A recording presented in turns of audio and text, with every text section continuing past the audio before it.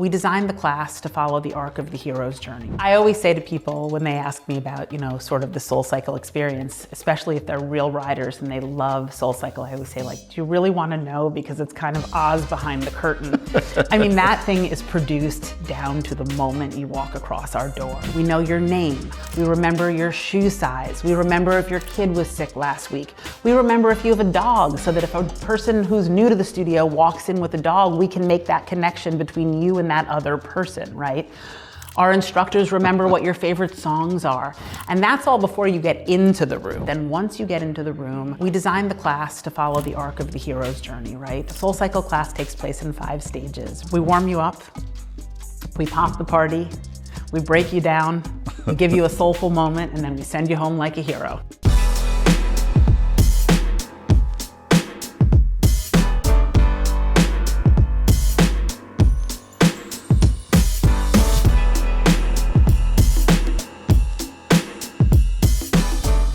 Welcome to Game Recognizes Game, brought to you by AposHealth. By now you know I love profiling folks at the top of their game and the industry, disruptors, mavericks, and that's exactly who we have today.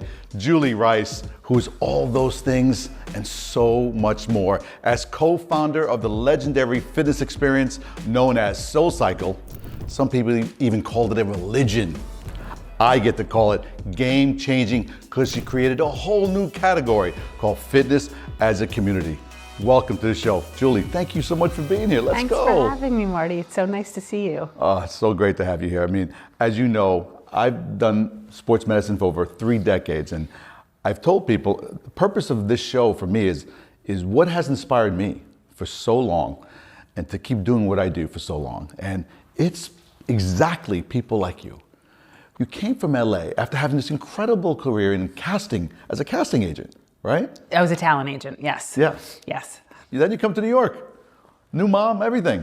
Yes. So look, I grew up in Westchester, not far from you. And growing up as a kid, I was like a theater kid. And all I really remember was I loved stage, I loved acting, and it wasn't so much, I wasn't a great performer, I wasn't extra talented. It was really more about this idea of collaboration, creativity, being a part of something magical that made something bigger than itself. And now, sort of looking at how life has ended up for me, I can kind of trace it all the way back to that and what it felt like to be a part of something, a team in a way, right? Yeah. And I graduated from high school. At the time, I had no idea about how to get into the movie business. And so I thought, what will I do? Well, I don't think anyone has an idea, right? Yeah, so I started out in New Go to LA York. and figure it out, right? I was a commercial agent. Things went pretty well. I went to Los Angeles and I started to represent actors, and I worked in the movie business there for about 10 years. And I met my husband, my now husband. We started to think about getting married and being closer to family. We came back to New York. And when I got back to New York, interestingly enough, what I had loved the most about LA, I'm not a big partier, I'm not a big nightlife person, but what had really been special for me in LA was this idea of fitness as community. I would go hiking with my girlfriends during, every morning. We'd walk up the mountain, we'd talk about all of our problems, we'd come down the mountain, we'd solve them, and then we'd start over the next day and do it all again, right?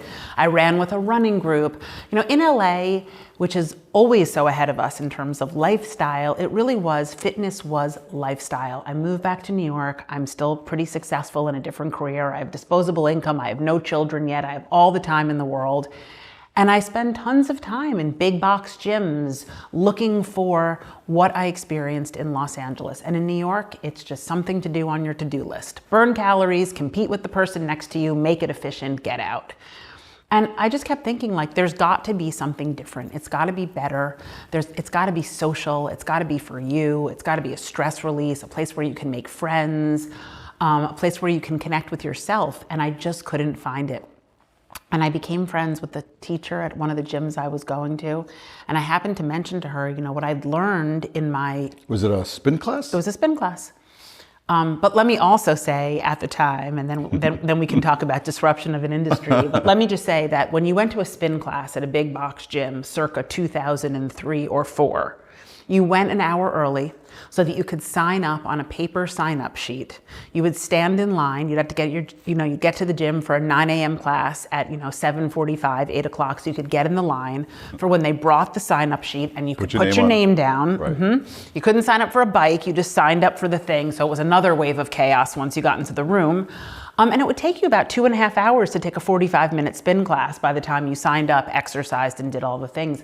And I just kept saying to this teacher, like, this could be different, this could be better, this could be branded, this could be high touch, this could be communal. And finally, one day after bugging her, she said to me, there's a woman that's taking a class of mine at another gym, and she said she wants to put some money into a fitness business. And it was the craziest thing. It's like I feel like I've had 2 times in my life where I've been introduced to my soulmate. Once at a party where I met my husband, and once at this lunch where I met Elizabeth Cutler. And that's amazing. The truth is, it was like we went to lunch. We couldn't have been more different. She had just moved here from Colorado. I had moved from California.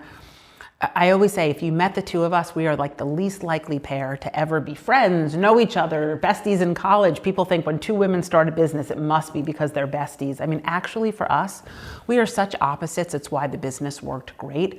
But we went to this lunch and we both had the same vision. We had completely different skill sets. We talked for a couple of hours, and at the end of lunch, I got into my cab and my cell phone rang, and she said, here's what's gonna happen. I'm gonna look for real estate, and you're gonna research towels, and I'm gonna call you on Thursday. So I went home and I dutifully did what I was tasked with. I Googled, how... That is not easy. How do you Getting towels is not easy. Turns out, if you don't have room for laundry in your facility, which, by the way, when you're starting a 1,200 square foot spin studio and every bike is a cash generator, it turns out you rent those towels. That's right. You don't actually launder them yourself. And you still don't know where to put the used ones, right? You still got to find a spot for the used ones. That is correct. Well, right. Anyway, she called me on Thursday, and she had found an old dance studio on Craigslist. It was in the rear lobby of a building, a block and a half from my apartment. Upper West Side, right? Upper West Side. Yeah. We signed a 5-year sublet, and we opened 5 months later. Let's stop right there. 5-year sublet for an idea that happened a couple of days earlier. That's bananas. And by the way, a 5-year sublet, it turns out, now that I have built over 100 studios, turns out that a 5-year sublet is actually a very unlikely thing to get in New York City. I mean, normally you are signing a 10-year lease, that's right, with a good guy clause, with a down payment, with a certain amount of money guaranteed, personal liabilities. Sometimes key money, right? Of course. Yeah. So for us to find this 5-year sublet of this old dance studio was really, I always say SoulCycle was like the little engine that was meant to be. It was just a little engine that could.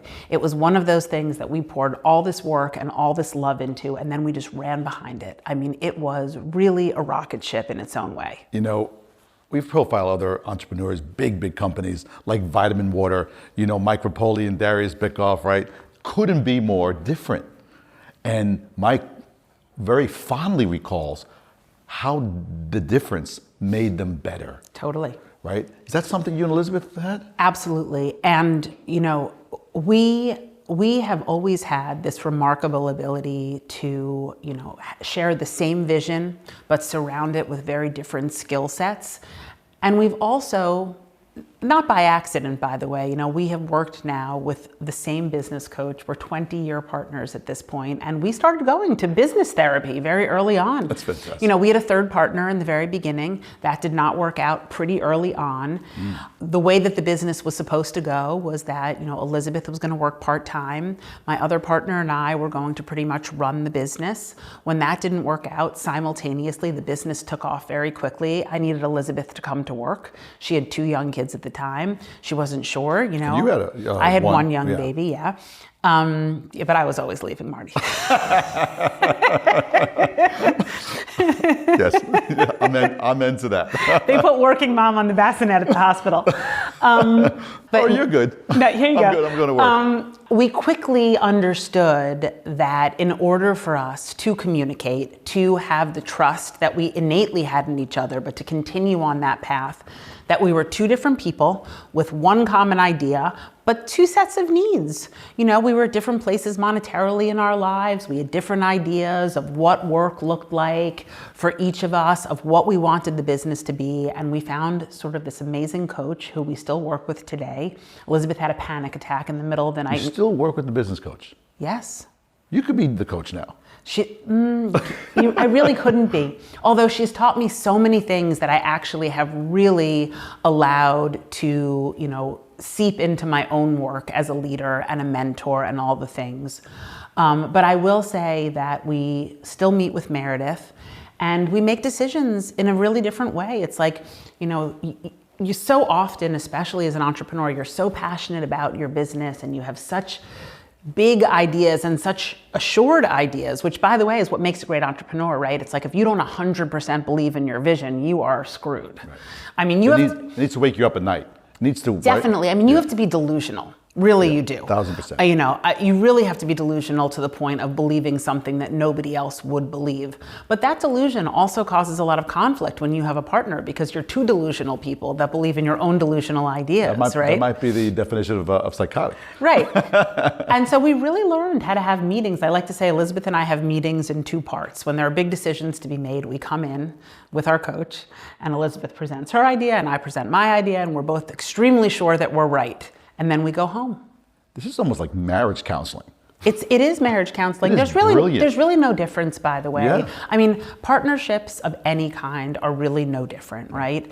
And so we go home after we've heard each other's Choose your ideas. wife, work husband, right? Listen, there was a long time where I spent way more time with my work wife than I did with my home husband, right? Yeah. Then we come back the next day or a couple days later, and we talk it through. And by that time, I've had time to come down from just wanting to win and knowing that I'm right and taking in her idea, and the same thing with her. And you know what winds up happening? We make the best decision for the business. And that is how the business thrives, because we take the best of both and we can each see past our own egos and we can put them in process. We can execute on a cohesive plan that is the best for the business. I'm guessing you both also learn to listen to each other and then acknowledge that you're heard, right? So that is the crux of the work, really, and that's actually the crux of a lot of the work that I do now. But my husband Spencer and I went in the very beginning of our marriage when we had our first daughter, who you know. And she's the best. She's something. She is the best. But we I'm sure that you have children, but when you go from being, two people that are madly in love but can still do whatever you want after work because you have no kids at home, to being two people who love each other, but somebody's got to go home and take care of a kid, there's innate conflict, built into that relationship now. And sometimes a resentment. Very much. Yeah. Why is you finishing up at your desk more important than me finishing up at my desk? Why is your 9 a.m. golf time more important than my 9 a.m. spin class, right? And we actually went and we saw these brilliant marital psychiatrists, psychologists, and they teach this incredible course called Getting the Love That You Want. And what they teach you is exactly this. They teach you how to have these conversations where one person presents and one person listens. And your job when you're the listener is to not say anything, not put your own opinion in there, not give, your own perspective or your own experience. You just let the person tell you what they want to tell you. And at the end of talking, you can only say one thing. And that is there more? And that person then gets to finish their thought. And by the time that person peels the layer of their own onion, you get to a place where usually there's empathy and there is some sort of a solution worked through. And people just want to be heard, right? And then you can switch, and then the other person can say, well, let me tell you how I feel. But it's a really interesting way to change the dynamic of a conversation. I learned as a leader, by the time SoulCycle was scaled, we had 2,000, 3,000 employees. I remember saying to Elizabeth, do we ever get to go back to our real jobs, or do we just have to listen to other people talk about their problems all day or what they need? But what I learned very quickly was that I didn't have to give everybody a raise and I didn't have to give everybody a promotion, but what I did need to do was give everybody the 5 or 10 minutes that they needed to be heard, right? People really need to be seen. They need to say what they need to say in its entirety, and they need to know that you've heard them. And that went for your employees, obviously your partnership, but also your customers. Right? So what's interesting was, Listening has been a thread. It's always been a thread, and I'm sure, you know, if anybody is a fan of Simon Sinek, you know, he writes great business books, but one of the things that I love that he talks about the most is, like, you know, your happiest customer is only as happy as your happiest employee. So at SoulCycle, our customer training really started internally with our employees, right? We all practiced on each other what we ultimately serve to our customers. And I do think that, you know, when the insides of a company match the outsides of a company, especially a hospitality company, a community company, an experience company, it's almost impossible to create authentic community and hospitality if that is not the genuine sentiment that is inside of a company. Yeah, that's amazing. And I want to talk a little bit about some of those seeds, because we talk about the seeds of greatness all the time.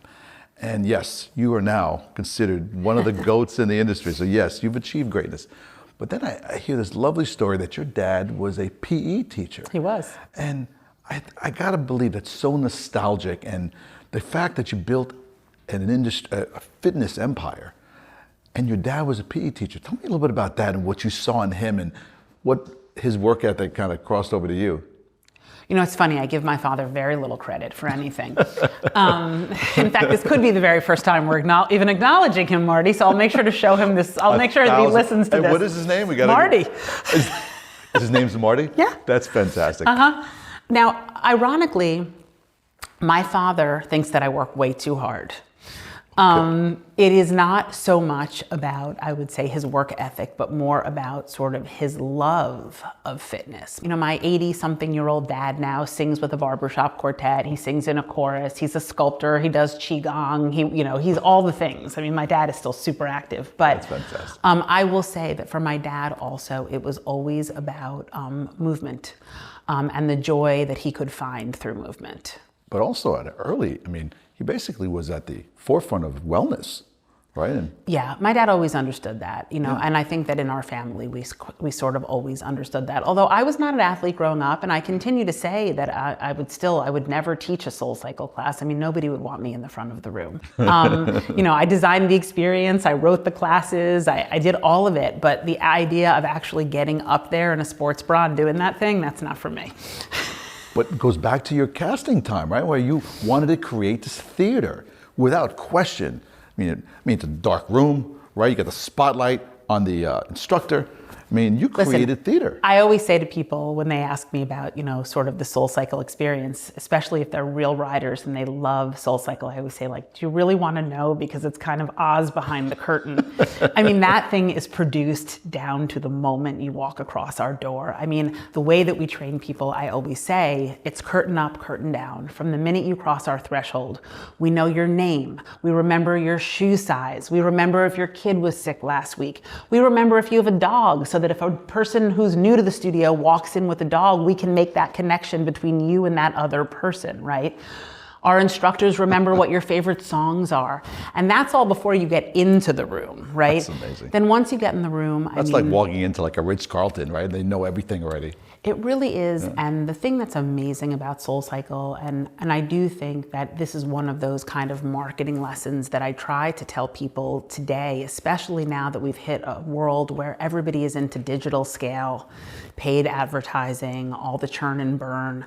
You know, local businesses, if you think about it, you know, especially local businesses that have physical footprints, they don't need that many people to be wildly successful, right? You know, there's a famous marketing article called 1,000 True Fans. And it says, like, if you have 1,000 people that are really active users that are paying for your product consistently, like, it's a profitable business, right? Yeah. And so even as we were seeing 30,000 people a day, we always thought about them as local hubs. Yeah. And it was not that hard for me to remember, or to have an amazing group of people remember what 500 neighborhood people liked and loved and who they were, and got to know them. And as a result of it, we never had to pay for any advertising. We never spent $1 on marketing, because it was really kind of the organic community that, you know, grew itself.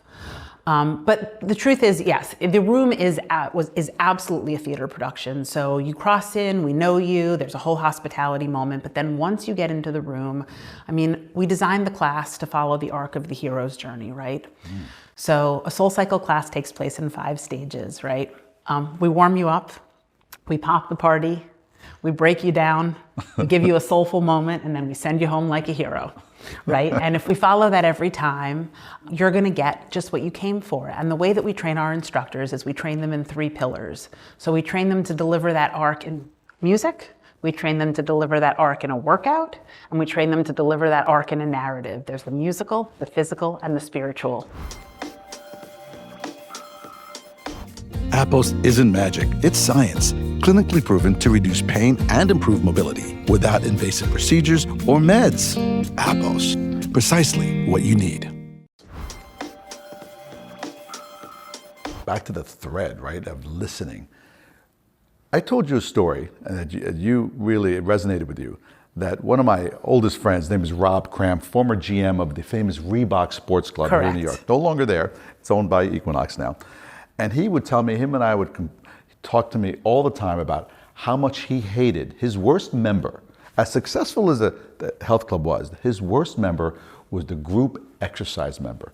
They showed up, didn't buy water, didn't buy food, didn't buy personal training. They showed up to the group X class and all they did was complain about the instructor, or the instructor was late, didn't like the class, can we have more classes, whatever it was. And that customer, to one of the most successful clubs in America, was the most difficult customer. And that same customer left the big box and went to SoulCycle.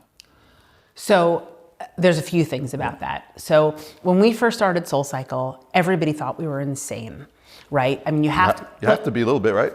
So let me take you back to 2006. I like to tell people there's no Instagram, there's no Lululemon in New York City, right? And there's only big box gyms where they take your credit card once and they just charge you for the rest of your life. It's more annoying to try to get your membership to stop than it is to just pay the $200 a month, right? The amount of time it takes, right? Correct. Yeah. And so the model was really, actually, it goes even beyond what your friend Rob said. The model was really to hope that people didn't show up. Right? Because the more people that you could charge and the less people that showed up, the more, And back then, I think you'd agree, I felt the industry was built on people's failures, not their successes. Correct. Right? Correct. Yeah. And group training was the absolute nemesis of these facilities, right? Because of exactly what you said. No extra cost, no shoes and water, no all the things, right? So group fitness was really there just to get people to want to personal train. I mean, it was one of those things. And so when we came up with the idea that not only were we not going to charge a membership, we were going to charge you per class. And then on top of it, we were going to charge for shoes and water. People would say to me, are you insane? Like, just take their credit card. And I would say, no, I really think, for me, it's exactly that curtain up, curtain down. Every time to be as good as the last time. Every time to be better than we were the time before. And as a result of it, I actually do believe it was like we used to say when we trained our front desk and our instructors, I am not looking for users. I am not looking for people that like this. I am looking for evangelists. If people don't go out there after this experience and not just come back themselves, but bring a friend because it was so good, then we did not do our jobs. And that was the type of experience that we were challenging ourselves to create. And interestingly enough, those members that didn't want to pay for anything were the last people to come. And when you talk about creating a category, which we really did, because not only was there no Lululemon, not only was there no Instagram, there was also no pay-per-class fitness in New York. There were a couple of yoga studios, and that was it. Other than that, nobody had ever even thought about boutique fitness. That was not something that existed. That was LA based, right? Yeah, and by the way, in LA, not even, in LA, there were studios, but people still, a lot of outdoors, a lot of personal training, a lot of gyms still. I actually, if I had known how hard it was going to be, I'm not sure I would have done it, which is also fascinating. First time entrepreneur, ignorance is bliss type of thing. Absolutely.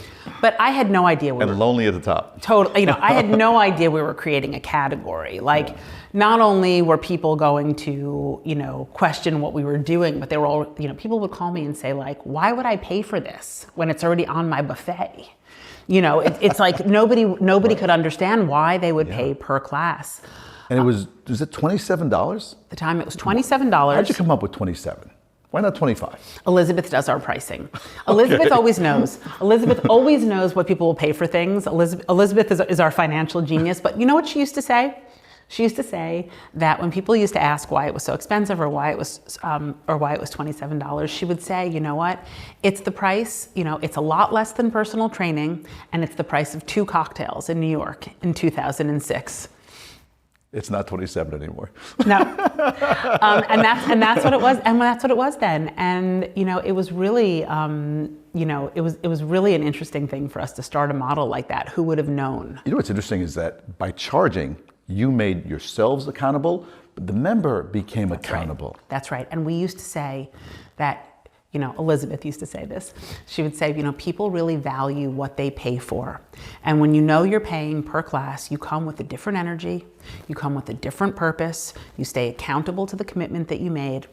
And I really do believe, in turn, that even the model, even the way that people paid really informed the energy and the accountability of those classes. And over the years, people paid more to be able to schedule sooner, right? Yes. That's what I thought.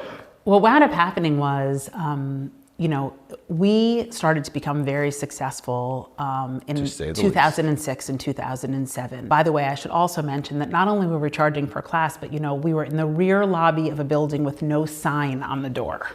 So I like to say that, with the density of New York City, you can barely screw up. I mean, you can be a bodega that makes a pretty crappy sandwich, but it's like just by being, in the middle of the street, somebody's going to be hungry and pass by and buy it. I mean, for us, nobody knew we were there. People would pay the money and then they'd call me on the phone and say, I'm standing outside. Where are you? Only the doorman knew, right? Nobody, yeah. It was really crazy. And so we had no sort of advantage of signage or publicity. We bought a rickshaw on eBay.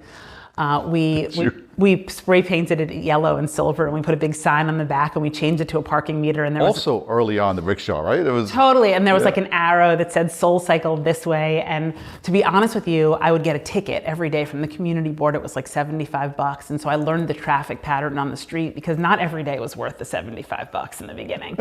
Saturdays it was a pretty high traffic day. It was worth putting the rickshaw out. It was a billboard. It was a billboard. That's great.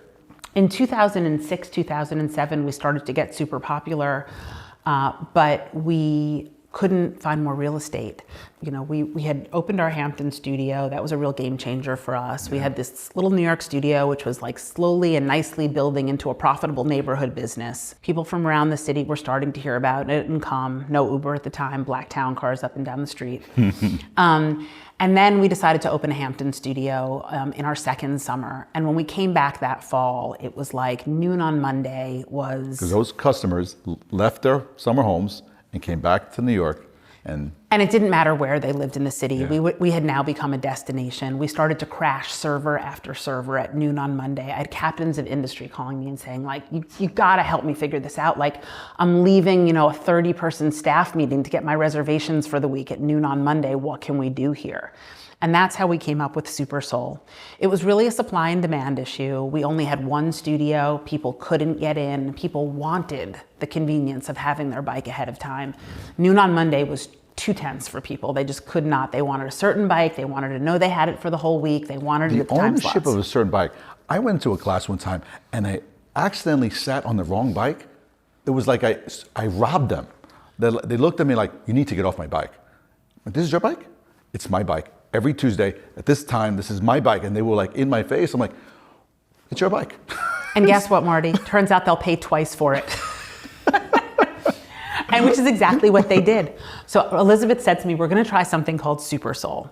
We're gonna charge 2 times for the bike. So it's $75 a bike, and we're only gonna let them buy them in 50 packs. So it's not like you can buy one bike for Stacy's 9:30 on Wednesday, because it's nice to have an extra $35 on that. But the thing is, that's not really enough, right? We got to lock you in. Like, if you're gonna make this commitment, you've got to buy 50, and that's what we sold. 50 rides in advance. You have to buy 50 at the double price, but you can't buy less than a 50 pack, right? Because we're not going to let you just book the one most popular class for that thing, right? Supply and demand. And I remember the day we started selling them, and our customers, I was like, I was so embarrassed because these people, these were the same people that I had begged to help us start this small business. I thought, how am I going to stand behind this counter and look at these people with a straight face now? These people that, built this business for us. I remember begging people to come. We would have the New York Times come in the beginning and all these places, and I would have to call the same 15 regulars and say, can you please come and sit on a bike today? I have a reporter coming to take a picture. I need bodies on bikes, right? And now all of a sudden I'm going to charge them $75 for a bike.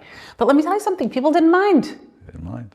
And anyone from New York remembers the days when the lines out of a SoulCycle studio, they were down the block trying to get in, get on their bike, the town cars, as you said. It was an event, but it was an event at every single one. Yes, and here's the funny thing. When we went to renew the lease on that first studio, the rear lobby of West 72nd Street, we started calling about 6 months before the lease was up. And to this day, I promise you, nobody has ever called us back. Because this studio was 1,200 square feet. It was a studio, we started the entire business for $250,000. I mean, we raised no money.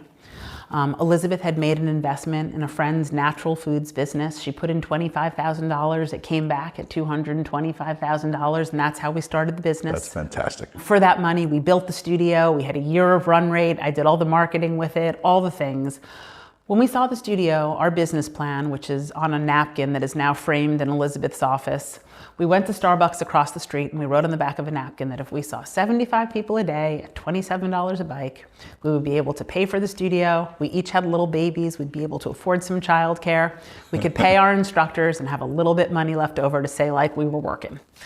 Fantastic. Anyway, by the time we left, 75 a day to 30,000 a day. Yes. Think about that. It's amazing. And by the time we left that studio, we were seeing like 550, 600 a day. I mean, they couldn't get us out fast enough. People were changing on the street. I mean, 72nd Street was like naked people running around because we had no showers. We had no locker room.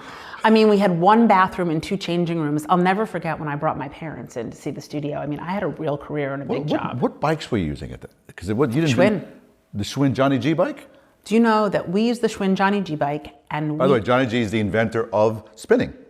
Yes, believe me, I've had my share of conversations with them in trademarking. Indoor cycling, Marty, indoor cycling. Nobody calls it spinning. Never heard. I don't even know what that is. If we're editing it out, let's take it all out. But it's funny, they had this wonderful older woman who used to call me once a year and say, Julie, It's me again. It's Marilyn from Johnny G. So we would use the Schwin bikes in the beginning. We rented them, we didn't own them. And then slowly we started to purchase them because they stopped making them. Do you know that by the time we got done opening, I want to say Tribeca, Upper East Side, Hamptons, West Side, Scarsdale, and maybe one other studio, we had bought every last Schwin bike that was on the market. And we were storing them in warehouses because we were so afraid of what was going to happen. They were stopping making those bikes. And then we went to Schwin lost the partnership or Correct. got out of it? Yeah. Correct. And then we went to Taiwan and made our own bikes because we had no choice but to do it. There was just nothing on the market that was good enough. So we sort of took the best of and then we reinvented and retooled it to make it, better for what we needed. And I've walked into many a home with the SoulCycle bike. Now we're going to do one of my favorite segments. It's called Moving the Chains, and it's sponsored by NOBULL, a footwear brand that's just dedicated to their customer in their pursuit of physical, mental, and emotional goals. One of the most comfortable sneakers you'll ever have. You're going to get a whole care package from NOBULL. Nice. And Moving the Chains, I know you love sports. I know you love the Knicks. We'll get to the Knicks in a bit. But in football, moving the chains is a simple first down, right? You get 10 yards. It's a small win in football, but you get enough of those small wins, you're having a really good day, right? But we also thought it was a moniker for life, right? Moving the chains. So what do you do every single day that helps move your day forward, move those chains just a little bit that's, let's call it a non-negotiable for you? I used to always say, a SoulCycle, I go to the SoulCycle in the morning. But for me, really a non-negotiable for me is a connection with someone. I find that whether it is... Should I call you every morning then? I hate to admit it as somebody who founded a fitness company, but rather than rushing out of the house in the morning now to go sort of do my own thing in my routine, I do find that, making time to sit with my daughter and have breakfast before she goes to school and have a minute to connect with her, sure. Or taking a walk with my husband before we start our days.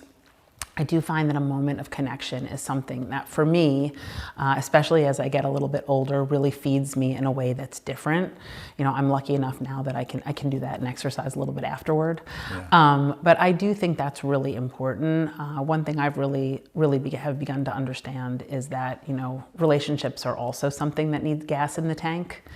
And it does feel like, starting every day with sort of a deposit into that bank account, whether it's with a child or my husband or even calling my mom to say hello, or it's sometimes I love to walk with my friends in the park in the morning. But I do find that I do need some sort of a connection. it's so invaluable. I mean, those words are inspiring because you can't put a price tag on those connections, you know. I mean, just yesterday, it was a Sunday, my son hits his first home run. 11 years old, hits his first home, and I missed it. Right. Crushed me because I was on a plane coming home from LA. But he said to me, he says, Dad, it's okay, Dad. I know you wanted to be there. I'm gonna hit a lot more for you. So he kind of let me off the hook. But that connection, right, or lack thereof for me was just, you know, it's everything. And it's interesting because I will say, you know, especially as a woman who has been successful in business, and, you know, I love to work. That's the thing. For me, you know, people ask me what my hobby is. Like, my hobby is work because I find a lot of joy in creating things and working with other people in collaboration and creativity. Those are my hobbies, and I have been lucky enough to transition them into my work. Yeah. But what I will say is, as a woman, you always inevitably get the question, you know, how did you do it all? How can you do it all? How are you a mom? How are you, you know, and the truth is you can't. Right. For me, because I was an entrepreneur, I would always try to at least make sure that I was there for the important things, whether it was the recital or the game or the graduation or the whatever. But what I find now, and it's so interesting, you know, I have teenage daughters now, and I do find that they're easy, right? Super easy. Although, you know, I will say for me, teenagers are easier than babies. I think I was more born to be a teenage mom. But I will say, you know, it is kind of the compounding of those smaller moments that also really do build relationships. And I think a lot of what I told myself when my kids were little was that being there for the important moments was the thing. But definitely having the time to sort of be home when somebody gets home from school, yeah. You know, you do get to see sort of the compounding of those little moments, and they are very valuable as well. Hello, everyone. Exclusively for Game Recognizes Game listeners, our sponsor, I'm so proud to be in partnership with NOBULL, giving our listeners a 30% discount code for all their products that'll help you achieve all your goals. Please go to nobullproject.com/game to receive your 30% discount. That's www.nobullproject.com/GAME. You were obsessed with theater, obsessed with the experience. Curtain up, curtain down. Do you realize that SoulCycle in the instructors created these egomaniacs? You created some monsters. I wouldn't call them monsters per se. I would call them artists. So let's go backward for a second and just say that, you know, part of, I think, what we did really well at SoulCycle was we also disrupted the model for fitness instructors. You know, before SoulCycle came along, most fitness instructors, they had to train 2 people, you know, uptown, then they would go teach a class at Equinox, then they'd go downtown and teach a Crunch, then they'd go see their last client. I mean, you had all of these, you know, freelance people that were cobbling together a living. They had no health benefits. They had no, you know, they had no paid vacations. They couldn't rest their bodies because... No retirement plan. None. And so we really saw an opportunity to offer fitness professionals full-time careers and really kind of create the original concept of brand ambassador, because what I really understood was that if I could pay them enough that they could just be SoulCycle instructors, they could wear the clothing, they could create relationships with the clients, they could create a product that was much better than somebody that was spending half their day on the subway.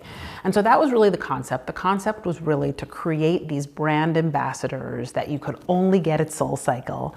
And really similar to the evangelists you called your customers. Correct. Right. And really nurture them in a way and sort of create stars, right? You know, create these stars that you could get at SoulCycle. And I do like to say that I really do feel like part of what we did with the brand was, you know, SoulCycle was always the star. I mean, it was always our goal to make sure that whether you were riding at 8:30 in the morning in Austin or New York or Los Angeles, like you knew you were getting a star. That star might have a different name on those 3 bikes, but, you know, that was always really the premise of what we were creating. And then let's go back to the fact that I was a talent agent. So crazy artists don't bother me. In fact, I love them. I say we all have tolerance for different crazies. Elizabeth and I used to say, if I was managing the people, nobody would work here. But for me, I really have such an appreciation for the kind of magic that each of these people was able to create in the room that, I was happy to kind of nurture them, to watch them grow, to create these big stages for them to fill the stadiums of, right? And I wouldn't say, would I say it was egomaniacal? I don't think so. I really think that they created these larger than lives personalities, but they really did touch people in a way. They made people feel seen, they made people feel known, they empowered other people. And listen, they were exhausted. I mean, they were not only giving physically of themselves, but they were giving emotionally. And I do think that each of them kind of brought a magic that was very, very special. Look, they were well compensated and they were well taken care of, and they certainly all had requests of their own. But they also were doing that, 10 and 12 and 15 times a week with 60, 70, and 80 people in the room. And so it was really interesting. In some ways, they were lucky to have you managing them because you knew how to manage the artist. Definitely. Yeah. And I think that was also a real difference. I think we really treated them like artists and we managed them like artists, which is really different than the way that somebody treats a fitness employee who's punching a clock. Correct. My wife, Abby, always tells me when she gets the candle in class, she'll please tell Julie I got a candle. I got a candle, of course. That means something magical is going to happen to you. It meant that you brought the light that the whole room was looking at. I'll tell you one quick story. I was interviewing a young person for a job in my firm as a physical therapist, and she was saying to me, she goes, just in case I get the job, I can't work Saturday mornings. I'm like, really? Tell me why. Well, I have SoulCycle. Oh, well, can't you go Sunday? No. My instructor is on Saturday. Oh, okay. It was almost like a cult. She had to be with her instructor on Saturday morning. Right, it's like telling you Shabbat's on Friday night. Sorry, God won't move it. Exactly. Right? And she was telling me, just in case, that was so much more important than actually getting the job. I also love young people that somebody would say that in a job interview, but whatever. She didn't get the job. Let's have a little fun. I need 2 minutes on the clock.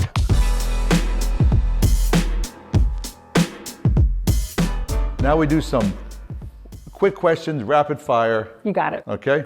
First song in your playlist that you worked out last time. Oh God, it's always Gypsy, Fleetwood Mac. That's fantastic. Favorite Nick player? Oh, Josh Hart. Why? Why Josh Hart?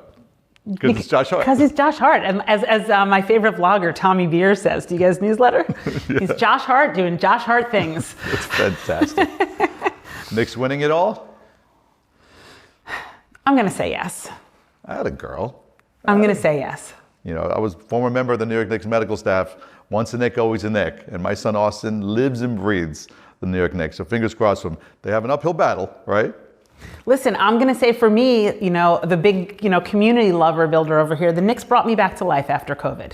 I'm a new Knicks fan, only a couple years, and I will say that post-COVID, when I could not figure out how to become a New Yorker again, getting to that Garden, it saved me. It woke me back up. You gave me the whole roster before we started today. You knew the 10th, 11th, 12th man. I'm the biggest fan of my family now. Now, fast forward, you're doing some great things again, and you have this incredible new company called Peoplehood, right? Tell me, because it's such an exciting, once again, all about community and mental health, yes? Yeah, look, when, we sold SoulCycle, God, almost 10 years ago already. I went and worked at WeWork for a couple of years after that. Community really is my passion, and so with the opportunity and they had that community to build another community there.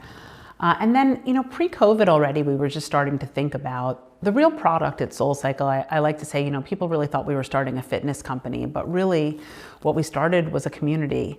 And people came for the exercise, but they really came back for each other. I think that, like with any founder, sort of the DNA of what you put into that room can really turn into anything. And I think for us, what it turned into was people supporting each other. And that was something really special, especially for people in cities to feel like they had a place that was their place, where they were known, where they mattered, where people would know if they showed up every day or not. And I think after we left SoulCycle, we just really started to look around and see that there weren't that many places that were like that. We're living in a world where, organized religion's on the decline, digital use is on the incline. I look at my own daughters 6 years apart. I thought my 20-year-old had a problem with her, screen time. And now I look at my 14-year-old and my 20-year-old looks like she's reading a book all day compared, Yeah. And as we're looking It's an appendage. It's just unbelievable. Yeah. And as we're looking sort of ahead at what this world looks like now, post-COVID, there's office culture has changed. I have no idea where people are going to go and meet their spouses and their friends when they're working, in their parents' basements. It's a pretty scary time in terms of what's going on in this world. And so Elizabeth and I decided we would start this company called Peoplehood. Love the name. It's based very much on, what you and I were talking about earlier, which is kind of this idea of people want to be heard. They want to matter, and there are no places for people to find community, but also to understand how to communicate once they're in those communities. I think that because of the way that we're using screens, we are slowly stripping away our people skills. We lack the ability to ask people how they're doing and then sort of hold our, stare or gaze for more than 3 seconds because we are really addicted to our phones and our devices. Post-COVID, we don't want to get on trains anymore. We don't want to get dressed. We don't want to go. I find I'm a wildly social person, and I find more than 2 nights a week I can't do it. And I don't think it's just because I'm old. I think it's like this combination of we have really, rewired ourselves. And so the concept of Peoplehood is you can go attend a group either in person or digitally where we hold 50-minute conversations. We start with kind of a topic of the day and people all have a chance to hear and be heard. You do some group sharing, you break into one-on-one groups, and by the end you've had a lot of time to process your own thoughts, to connect with other people, and to really practice what it's like to be in productive conversations. A lot of parallels back to SoulCycle.